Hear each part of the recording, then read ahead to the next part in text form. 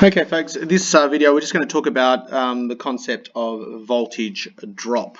Okay, so it's something that you'll need to understand quite often if you're doing problems where they're asking you to find voltage across a particular resistor in a circuit, and it'll also make clear some of the concepts that I previously discussed in the last video. So let's have a look at a very simple circuit. Let's make it 30 volts and let's make each one of these 5 ohms. 5 ohms, 5 ohms, and 5 ohms. So a very simple series circuit. Okay, so something we need to understand about this is, if I was to put a voltmeter across here, across all 3 resistors, it's exactly the same as me taking a voltmeter across the battery. Okay, and I'm hoping that you can see that, because you can see that this voltmeter is attached here, at this point here, and this one's attached here, which is the same as attaching it over here, because that's a short circuit. Okay, that's joined to there. So we have 30 volts across our resistors. If I was to take a voltmeter and put it across each one of these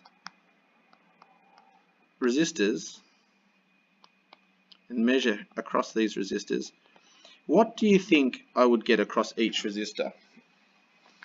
Okay, now we know from our previous video that we said that in a series circuit the current is going to be constant. Let's calculate our current in this circuit. Okay, we look at our VIR triangle, and we've got I equals V over R. So I equals V over R. So that equals 30 over, and we need to calculate the resistance. So we remember that in a series circuit, R total is equal to R1 plus R2 plus R3 dot dot dot dot. So R total is equal to 5 plus 5 plus 5, which equals 15 ohms. So it's 30 over 15, and that is equal to 2 amps. Okay, so flying around this circuit we have 2 amps.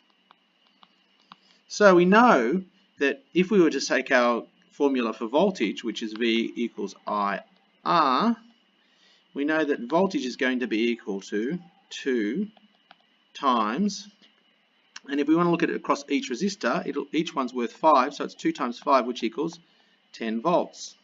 So that we know now that's 10 volts, and we know that each one of these resistors has the same current flowing through it, because we discussed that in the last video. So we've got 10 volts, 10 volts, 10 volts. So we know that our voltage drop across each resistor is 10 volts, and if you add them all up, they equal the source voltage of 30 volts. Now, if the resistance value changes, you're going to have a different voltage drop, because the current will be the same through each of the resistors, but because the resistance is different, if it's higher, you're going to have a higher voltage drop, because V equals IR, and if R is bigger, because I is going to stay the same, you're going to have a bigger voltage. So we could actually do that if we wanted to. We could turn around and say we're going to make that 5, 5, and we're going to make this one 10. So we would now have to say to ourselves, we have 20 ohms across this circuit, so it would be 30 over 20.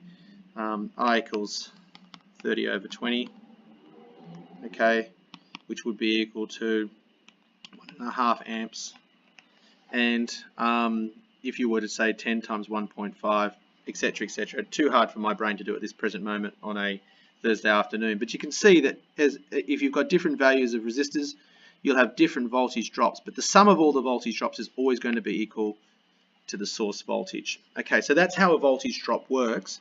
I'm going to quickly show you how it might be used and the sort of questions you might end up with. You quite often in a electronic circuit will see a thing called a voltage divider, and I'll just show you how the voltage divider might work once we get rid of all this stuff off the screen.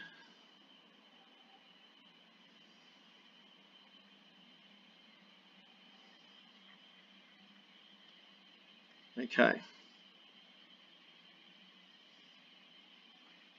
so a voltage divider, and I will put my V equals IR back there because we want to burn this into your brain. V equals IR.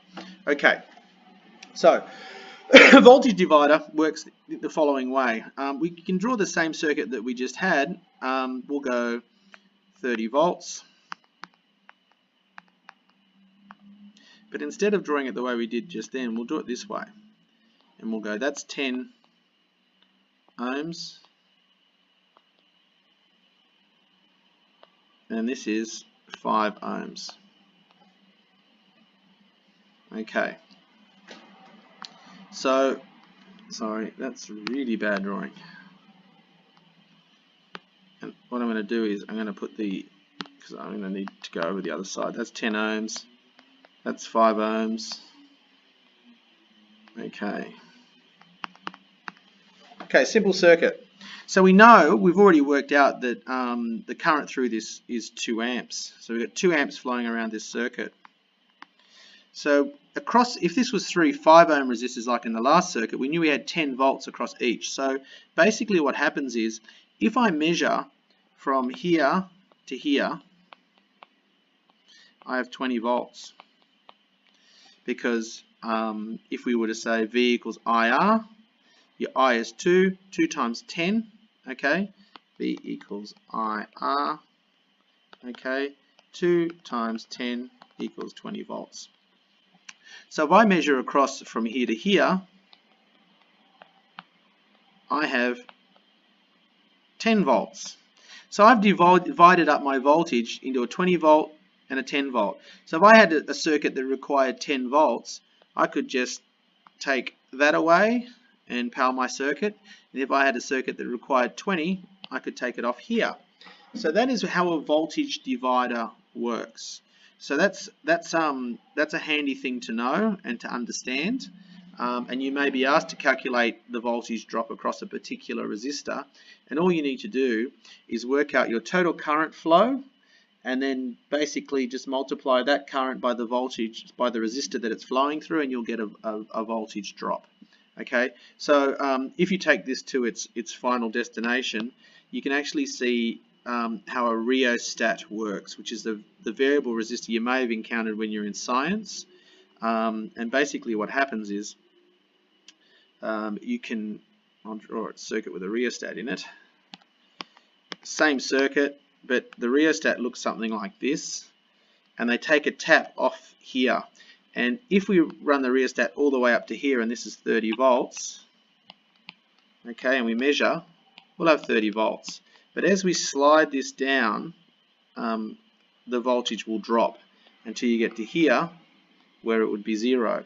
So you can tap off various places on this rheostat, and it slides up and down. It has an arm that slides up and down here to change the resistance. And that's basically how a variable resistor works as well. So that's a use of the concept of voltage drop, and I'm hoping that you now understand that your voltage, your total voltage drop, is equal to the source voltage, and then in a series circuit your current is constant, so your voltage drop would be dependent on what sort of resistor it's flowing through, because the current remains constant. So if the current's flowing in a series circuit through a 20 ohm resistor or a 300 ohm resistor, the current doesn't change, okay, but the voltage drop across the resistor does. I'm hoping that makes sense, and we'll do a few problems shortly that will hopefully elucidate how to use all this theory. Anyway, hope that helps.